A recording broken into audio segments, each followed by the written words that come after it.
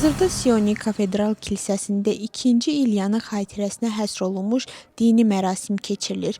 Möminlər səhərdən etibarən patriarxın məzarını ziyarət etmək və ehtiramlarını bildirmək üçün gəlirlər. 2-ci İlyanın son mənzilinin abadlaşdırılması işləri hələ də tam başa çatmayıb. Buna görə də məzara yaxınlaşma məhdudlaşdırılıb. İşlər başa çatdıqdan sonra isə inanclılar onun məzarını sərbəst ziyarət edə biləcəklər. Bütün Gürcüstanın Katolikos Patriarxının xatirəsini yad etmək məqsədi ilə Tbilisi küçələrində quraşdırılmış monitorlarda 2-ci İlyanın şəkilləri "Səni sevirəm Gürcüstan" yazısı ilə nümayiş olunur. Eyni yazılı şəkillər Zugdidi və Batumi şəhərlərində də yerləşdirilib. Bütün Gürcüstanın Katolikos Patriarxı müqəddəs və mübarək 2-ci İlya dünən Sioni Kafedral Kilsəsində dəfn olunub. Onu son mənzilinə 100 minlərlə insan yola salıb. Patriarx martın 17-sində 93 yaşında vəfat edib. 2-ci İlya son mənzilinə Gürcüstan bayraqları, şamlar və güllərlə yola salındı. Sameba Kafedral Kilsəsindən Sioni Kafedral Kilsəsinə qədər canlı zəncir və insanların fasiləsiz axını uzanmışdı. Martın 18-dən 22-sinədək Patriarxın Samebaya gətirilməsindən dəfn mərasiminin başa çatmasına qədər kilsədə insan axını dayanmayıb.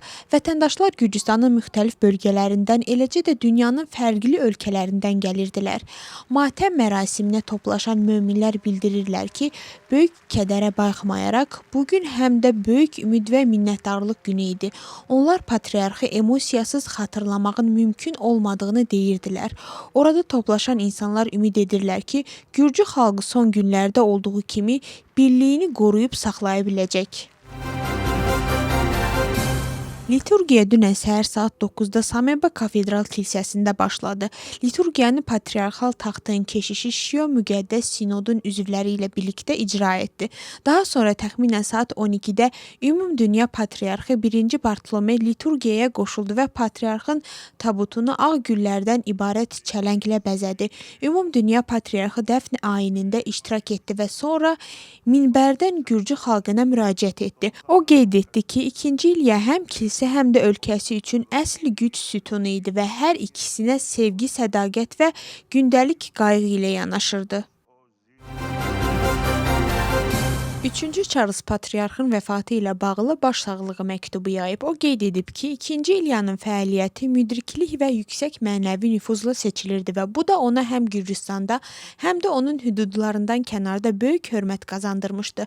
Məktubda həmçinin vurğulanır ki, 2011-ci ildə onun səfəri və 2-ci Elizabet ilə görüşü kilsələr və xalqlar arasında isti və qarşılıqlı hörmətə əsaslanan münasibətlərin bariz nümunəsi idi. Kral Gürcü Pravoslav Kilsəsi ruhanilərə, möminlərə və patriarxın vəfatından kədərlənən hər kəsə səmimi başsağlığı verib.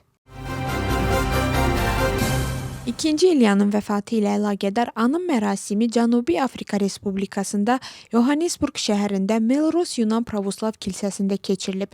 Tədbir Gürcü diasporu və Gürcüstan dostlarının təşkilatçılığı ilə baş tutub. Mərasimdə Gürcüstanın Cənubi Afrikadakı fövqəladə və səlahiyyətli səfiri Roland Beridze, səfirliyin əməkdaşları, diaspor nümayəndələri və Gürcüstanın dostları iştirak ediblər.